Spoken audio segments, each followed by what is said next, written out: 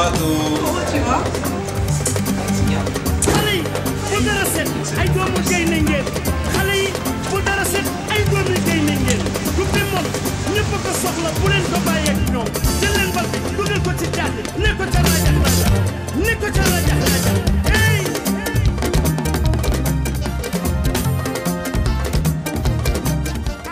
Mesdames, Messieurs, bonsoir. Merci de votre fidélité et bienvenue à cet entretien exceptionnel avec le tout nouveau sociétaire du Paris Saint-Germain. Il s'agit de sa première sortie médiatique depuis qu'il a signé avec le club de la capitale. Idrissa Gana Gueye, international sénégalais. Merci de nous accorder en exclusivité cette interview. Bonsoir. Bonsoir, maman. Ça va? Ça va et toi? Est-ce que vous avez eu un peu le temps de vous reposer durant ces vacances? On essaie de se reposer, mais voilà, quand on est au Sénégal, il faut aller voir les familles, les amis.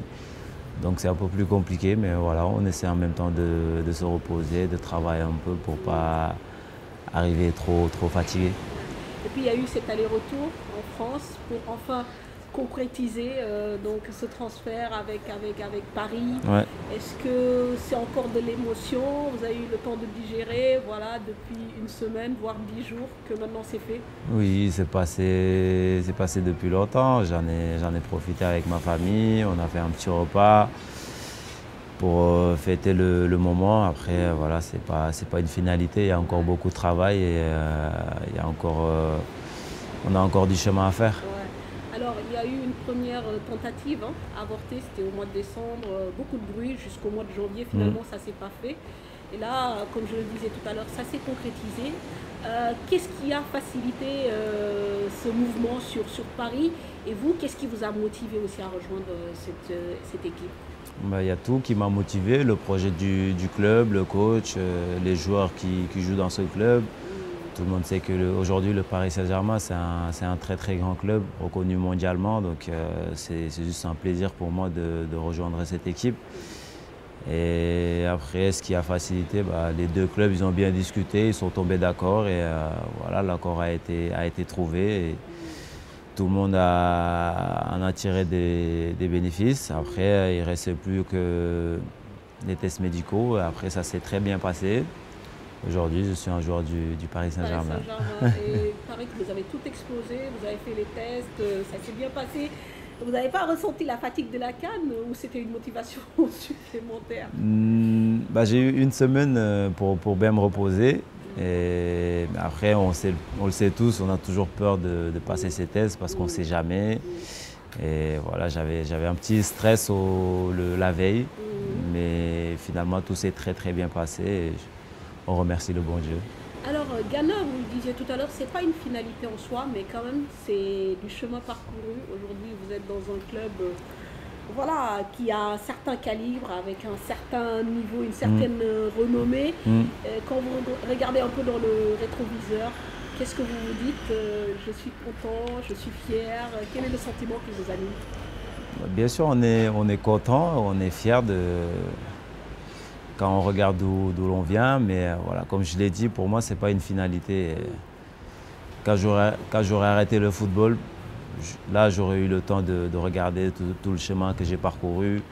Et pour moi, c'est trop tôt pour moi de faire un bilan de ma carrière. C'est comme si c'était la fin, mais voilà, c'est pour ça que j'aime pas trop en parler, parce que je sais que je peux encore faire mieux, donc je vais continuer de travailler et je suis très très content de rejoindre ce club parce que voilà, c'est tout le travail fourni pendant des années qui paye finalement et voilà, on continue de bosser, on va rien lâcher, on va continuer sur notre lancée et essayer de faire le mieux possible. Certainement, l'objectif ce sera de jouer. Est-ce que vous avez échangé avec le coach sur ce que vous attendez de ce club et ce qu'ils attendent de vous? Je sais que voilà, a priori vous serez un récupérateur, on parle de sentinelle, il y aura aussi la concurrence. Est-ce que vous avez déjà discuté de tout ça avec Thomas Tuchel? Bien sûr, forcément, on s'est eu au téléphone, donc on a eu à échanger pendant quelques temps et voilà, il a dit ce qu'il attendait de moi. Qu'est-ce qu'il attend de vous? Bon, ça reste confidentiel, c'est entre lui et moi, mais voilà, il m'a fait savoir qu'il me voulait absolument dans son effectif et qui comptait beaucoup sur moi et qu'il aimerait bien que je rejoigne ce club. Après, on a fait ce qu'il faut et le courant s'est très bien passé. Ça fait partie aussi de mes motivations d'avoir eu ce contact avec lui et qui m'a beaucoup rassuré. Et voilà, ça m'a facilité les choses de faire un choix rapidement. Et il n'y avait même pas de choix à faire pour moi. C'était, ouais, donc, même si Manchester United s'est positionné à la dernière minute, a voulu aussi vous récupérer. Là, je n'étais pas au courant, ça. Ah bon, d'accord. À la dernière minute, je n'étais pas au courant, mais c'est vrai qu'il y a eu, ouais, il y a eu des contacts avec mes agents, mais voilà, sans plus. Et voilà, pour moi, le club vers lequel je me tournais le plus, c'était le Paris Saint-Germain. Ça, tout le monde le savait, c'était depuis le mercato d'hiver. Et voilà, on attendait que l'été pour finaliser. Ouais. Alors, Thomas Tuchel, que je cite, qui dit Gana Gueye, la sentinelle qui sait jouer un peu plus haut quand il le faut, un joueur capable de casser le jeu adverse, d'intercepter les ballons et de déclencher les contre-attaques rapidement pour son équipe. Ça, c'est son commentaire juste après le transfert. Gana, avec les Toffees, prenait de plus en plus de volume sur le plan offensif. Est-ce que vous avez envie de continuer sur cette lancée?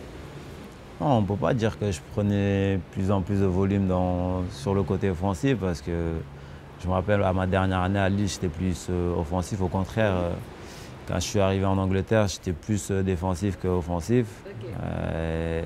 Après, ça vient petit à petit, ça dépend des coachs. Il y a d'autres coachs qui te demandent de rester plus devant la défense, de ne pas bouger du tout. Il y a d'autres qui me demandent d'attaquer, donc c'est différent et chaque année ça change, c'est comme ça. Mais voilà, c'est pas que... Ouais, cette année, vous l'avez vu avec les Toffees, j'ai marqué 0 but. Donc, parce qu'avec le Marco Silva, il me demandait de ne pas monter du tout, de rester devant la défense. Donc ça change toutes les années. Ça change toutes les années, mais vous êtes capable de faire les deux. Moi, je suis plutôt content d'être sur le terrain et surtout d'être utile à mon équipe, peu importe le poste où ça se passe, devant la défense ou plus haut. C'est au coach d'en décider. Après, moi, je suis là au service de l'équipe et prêt à tout faire pour que mon équipe gagne des matchs. Alors, le PSG, comme je le disais, c'est un calibre au-dessus. Il y aura beaucoup de compétitions, le championnat, la coupe, etc. et surtout la Ligue des Champions. Mais parlons quand même de l'aspect concurrence. Est-ce que vous y avez pensé? Parce qu'il y a quand même des joueurs qui sont là. On pense à Verratti, on pense à Marquinhos, Herrera. Même si le coach dit que ce sera plutôt un box-to-box, lui, Herrera. Il y a aussi un nouveau venu qui s'appelle, je pense, Pablo Sarabia, qui est venu du FC Séville. Bon, je pense que vous avez dû faire un peu... Voilà. Et cette concurrence, Gana, parce que vous avez toujours eu la chance de jouer dans des équipes et d'être titulaire. Là, comment vous l'appréhendez? Cette concurrence, ça existe dans toutes les grandes équipes. C'est pas quelque chose de nouveau dans le foot. Et voilà, comme je l'ai dit, moi, je suis plutôt content de rejoindre cette équipe avec des grands joueurs, avec un grand coach, avec des ambitions. Et le projet est très clair. Voilà, peu importe sur le banc ou titulaire. Voilà, moi, je suis là pour aider l'équipe. Avec une envie de jouer. Bien sûr, tout joueur a envie de jouer, mais voilà, je ferai ce qu'il faut en tout cas pour aider l'équipe et après c'est au coach de faire ses choix. Ouais. Alors, on va faire quand même, comme l'opportunité nous en est donnée, en échange aussi, hein, en Wolof, parce que je pense que comme Nimoko Wachesank, Tindial Benbi, c'est la première fois depuis que nous signé à Paris. Nga jox entretien ñu am trop mbégte mu doon TFM muy exclusivité et puis aussi ñu jóge ci loo xam ne aussi lu rëy la muy compétition africaine di CAN ñu def aussi lu baax dem ba finale mais très rapidement pour mën a résumer rek li ñu jot a def ni en français. Gana, est-ce que tey am nga mbégte lool rejoindre équipe bu mel ni PSG ak boo xoolee li nga jot a dund pour yow lii est-ce que finalité la? waaw comme ni nga ko waxee am naa mbégte bu baax parce que dañoo liggéey quoi lépp lu ñu def en tant que footballeur mooy jéem a continuer di avancer jéem a jëm sa kanam jéem a football ci club yu mel ni Paris Saint-Germain yoo xam te ñëpp a ko xam mais pour moi du finalité quoi parce que am na liggéey bu bëri bu des ci kanam dañuy soog a commencer rek dañuy continuer di liggéey comme niñ ko tàmm di defee après ñaan yàlla rek mu continuer di ñu sargal di ñu may ñu santé surtout parce que bu ñu amul santé moom du ñu mën a continuer li ñuy def nii léegi ren ñaan nañ ko yàlla di nga découvrir peut-être beneen compétition muy Ligue des champions mais da nga nekk ci club boo xam ne aussi concurrence bi du yomb surtout poste bi nga nekk milieu de terrain bi très fourni ni ma ko waxee sànq est-ce que loolu yëpp préparé wu nga ci psychologiquement est-ce que da nga ñëw PSG pour jël sa place non concurrence bi moom club boo dem moom club yu mag yi da nga ko fay fekk même fi ma nekkoon Everton sax amoon na ay concurrence mais voilà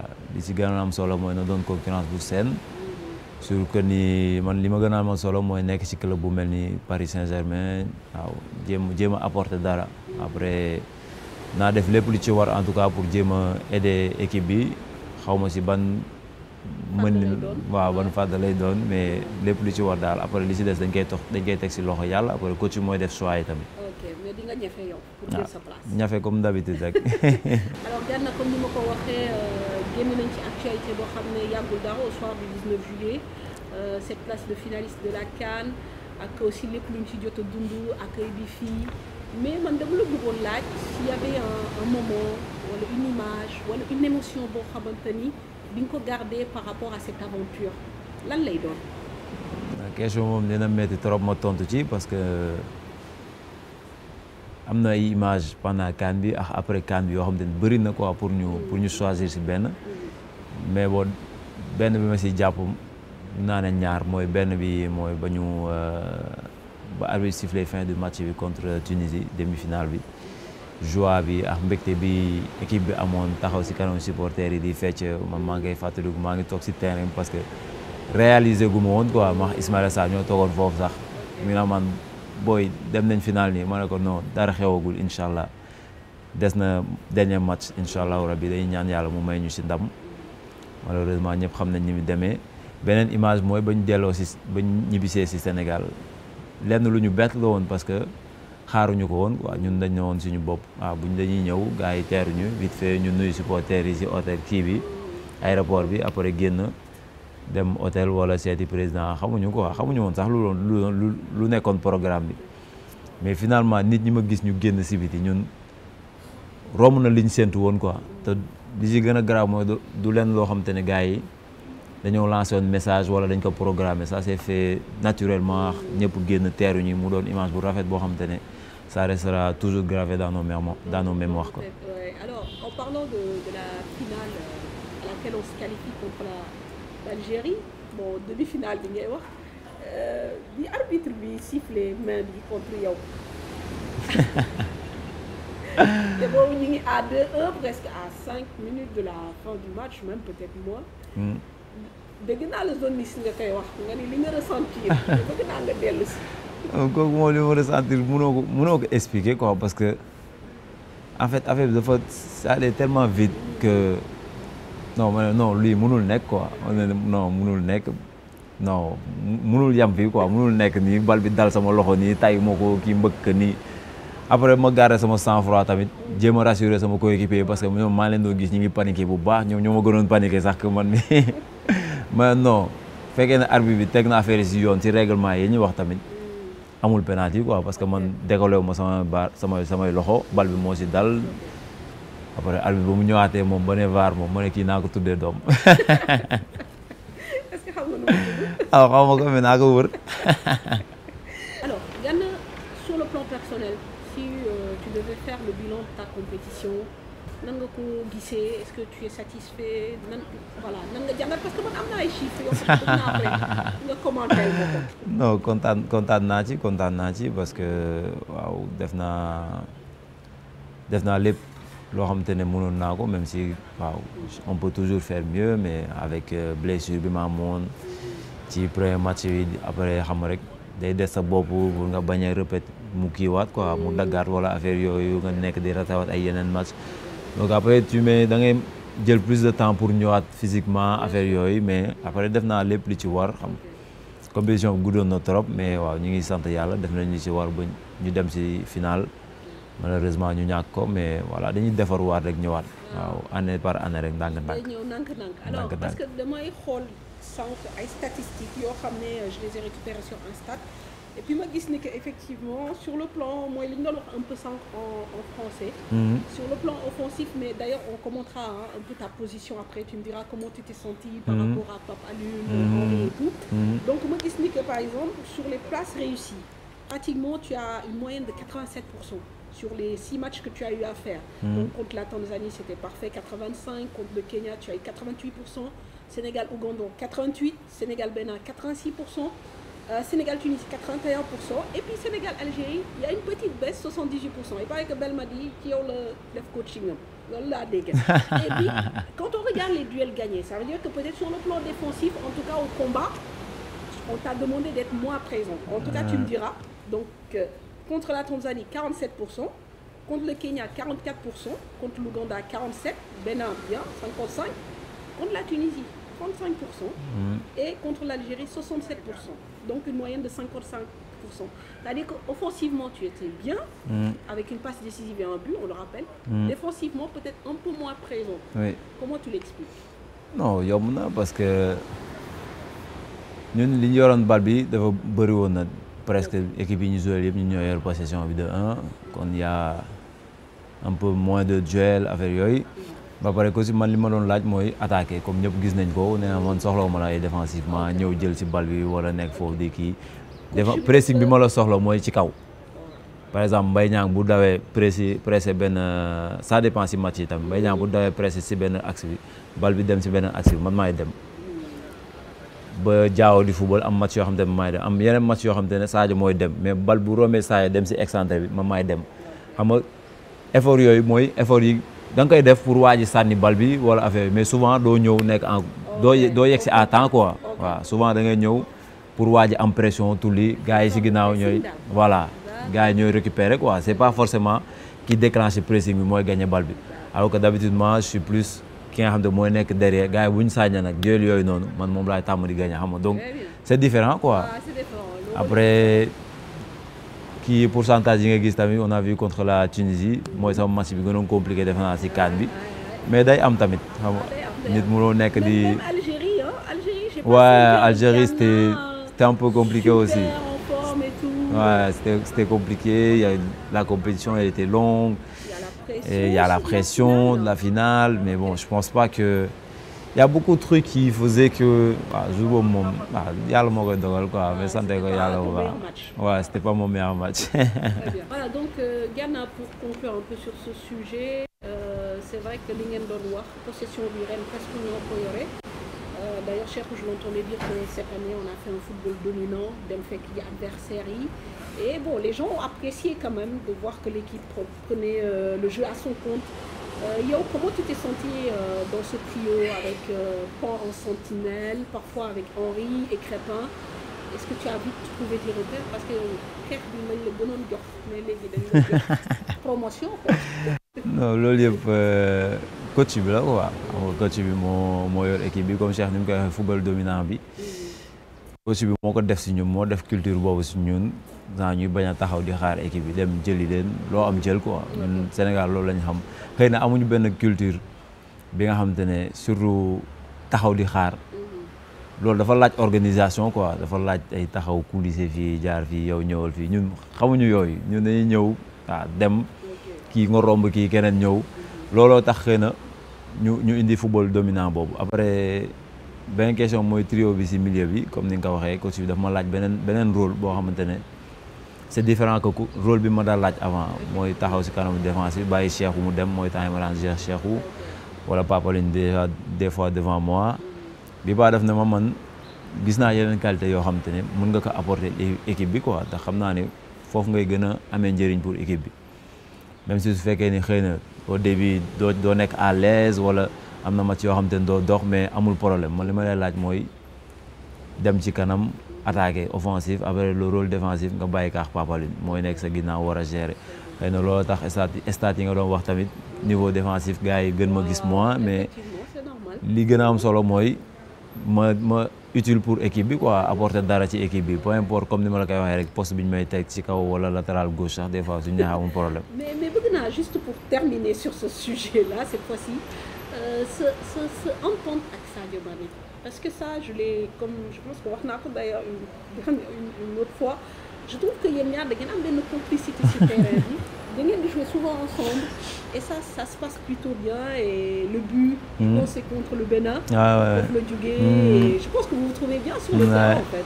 Mais Sadio comme ni ma ko tàmm di waxee rek c'est un très très grand joueur man ba ma koy wax boobu defe naa ñu bëri xamaguñ ko woon noonu sax te moom moom yàgg nañ tamit depuis Jeux olympiques xam nga ñi ngi footballandoo kon miinante nañ quoi ba pare dañuy waxtaan lu bëri tamit en dehors du terrain même sur le terrain xam nga buñ nekkee entraînement moom mu wax ma des fois bal yi nu ngi koy bëggee man ma wax ko su ma yoree bal fa laay bëgg muy taxaw looloo tax tamit souvent on se retrouve plus facilement sur le terrain même coach bi sax daf ñu koy wax moo tax boo seetloo tamit côté gauche la may teg bu may football loo milieu waaw parce que xam na ne maax moom yàgg nañ te mi am na benn kii bu ñu am connexion boo xamante ne xëy na amu kaax ñeneen ñi wala man awuma kaax ñeneen ñi quoi.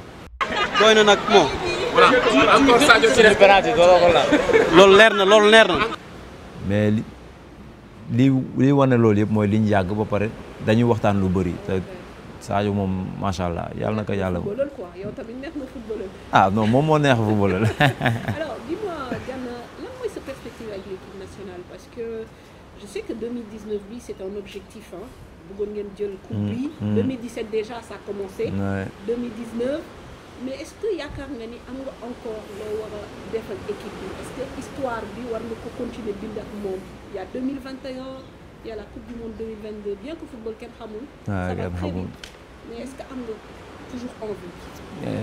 bien sûr man tant que maa ngi nekk ci en bonne santé di continuer di pratiquer football bi may def sama club damay pare tout le temps pour sama dëkk quoi parce que comme ni nga ko waxee objectif bi moo nekkoon gagné CAN bi depuis 2017 mais ñu ngi ñëw ndànk-ndànk bii premier tour ñu ñëw quart de finale bii ñu ñëw dem ba final xëy na bii di ñëw mooy doon bu baax bi kon dañuy préparer wu waat rek di continuer di liggéey comme niñ ko tàmm defee xam ne moom tant que équipe bi moom ñu ngi ñuy woo ñun pare nañ pour ñëw def lépp li ci war xam rayante jéem a. mais pression bi xam nga équipe nationale dafa métti y a une grosse pression ren par exemple si vous étiez pas allé en finale je crois que ça allait être l'hécatombe. pression boobu est-ce que c'est facile à gérer et puis sur ça fait combien de temps que yaa ngi équipe nationale commencé nga fi yàgg.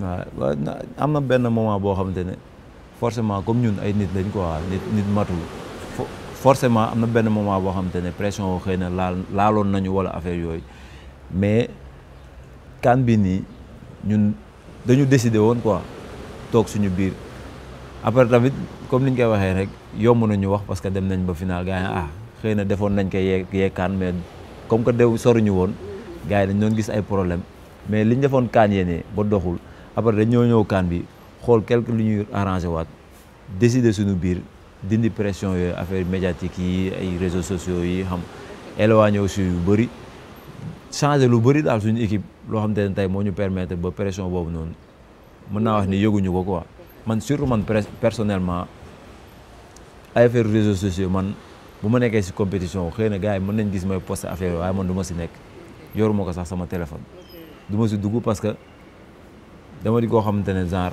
wax da xëy na daf may gaaw a laal quoi du affaire moo tax may préférer éloigné wu rester sama bulle concentré wu waxtaan ak sama gars yi déconné comme ni ma tàmm di ko defee rek waaw bu liggéey jotee ñu liggéey bu déconné jotee ñu déconné. D'accord. Donc da ngeen di protéger wu en gros quoi. Pour que, non il faut voilà. Même coach bi souvent daf ñu koy répéter tout le temps.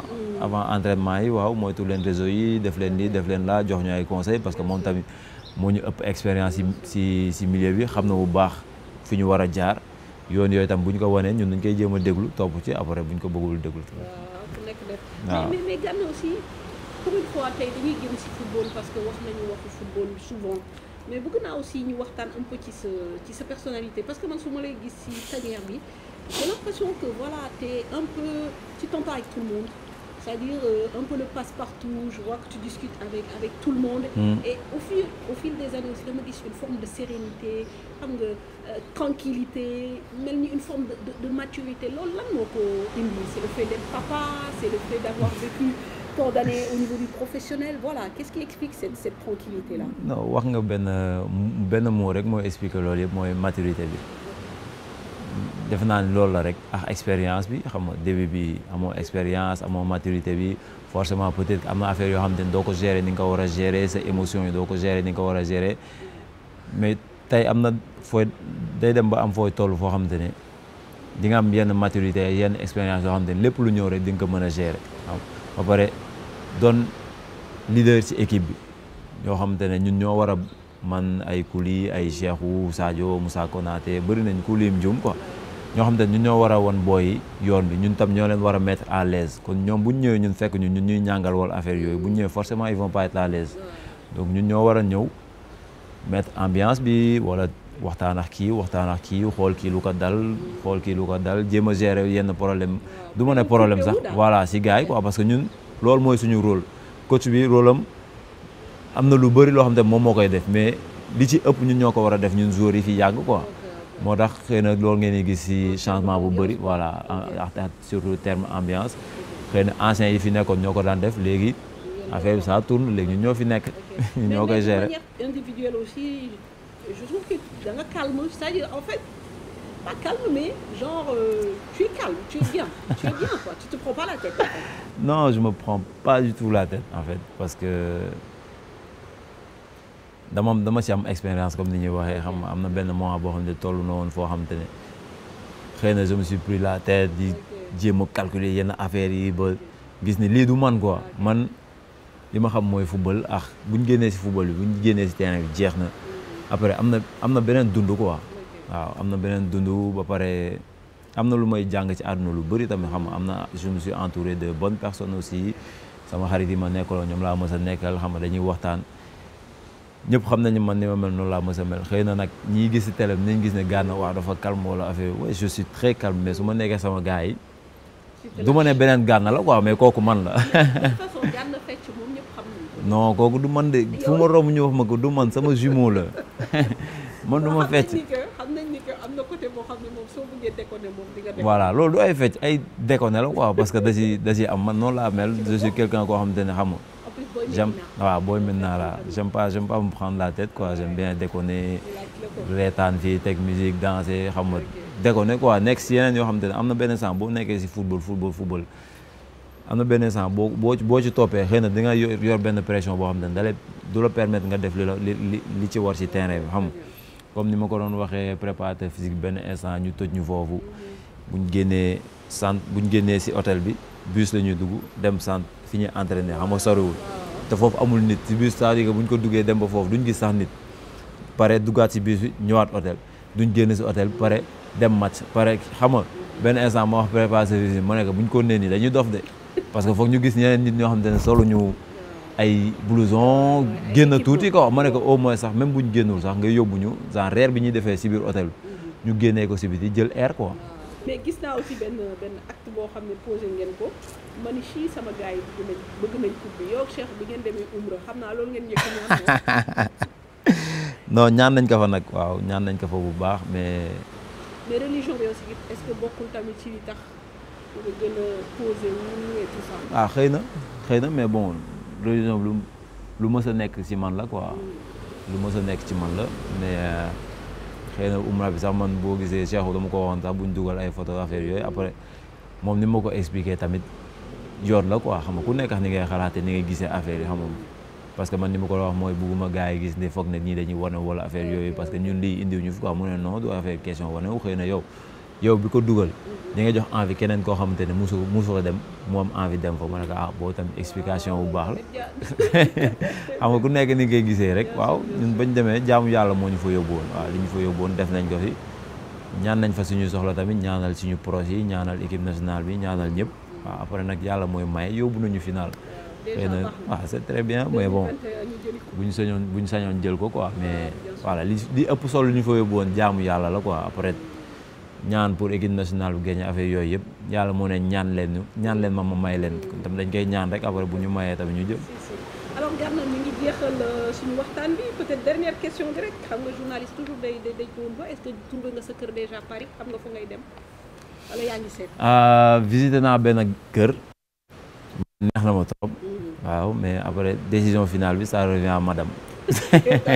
kooku moom visité gu ko kon xamaguma quoi parce que ñi nga woon fii lañ nekkoon vacances te moom demagu fa léegi dama gën a ko bu ñu delloo nii incha allah ñu dem nga xool bu la kër gi neexee ñu jël bu la neexul tamit ñu wëri beneen ndax foog moom qu'elle se sente à l'aise dans la maison parce qu'elle passe plus de temps dans la maison que moi mooy nu ñu koy waxee sax patronne de la maison quoi. mooy maîtresse de la maison. Maîtresse de la maison voilà moom mooy gérer. mais du coup tu da ngay privilégier proximité avec le centre d'entraînement évidemment je pense. Oui, pour première année bi plus proximité à centre d'entraînement oui le temps de bien connaître Paris de se mettre à l'aise après peut-être année si des ñu xoolaat si on doit déménager ou rester dans le même coin. Voilà Gana ñu ngi lay remercier bu baax ci entretien bi ni ma ko waxee muy sa première sortie depuis bi nga signé ak Paris. Évidemment, nous aussi, pour avoir suivi le parcours, on est super fiers pour toi. On te souhaite vraiment bonne chance. li may wax gars yi rek nee naa supporter marseillais yëpp am nañ dilemme instant yi nii parce que voilà quoi il faut que ñu xool Gana parce que il faut que ñu xool li muy def te ñun xam na Paris moom am na ci ñoo xam ne mooy loolu. Merci beaucoup en tout cas et bonne saison. Merci beaucoup comme ni nga koy waxee rek supporter marseillais yu bëri am nañ problème parce que souvent su ma rombee stade dañ ma koy wax mais Gana nu may def. man yow yaay sama joueur équipe nationale mais Marseille laay supporté mu nekk léegi moom foog nga changer club mais waa surtout en tout cas di leen remercier bu baax tamit xam ci teewaay bi ngeen teew fii ñu toog waxtaan comme niñ tàmm di ko defee rek. Bien sûr voilà kon nag xam naa dinañu yaakaar ni que dinañ dem tamit fekki Gana au niveau de Paris xool moom aussi nu mu taxawee en tout cas ñu ngi remercier équipe technique bu ñu accompagné yëpp tey si li nga xam ne moom laa leen wax entretien exclusif la di leen jox daje beneen yoon merci et à bientôt.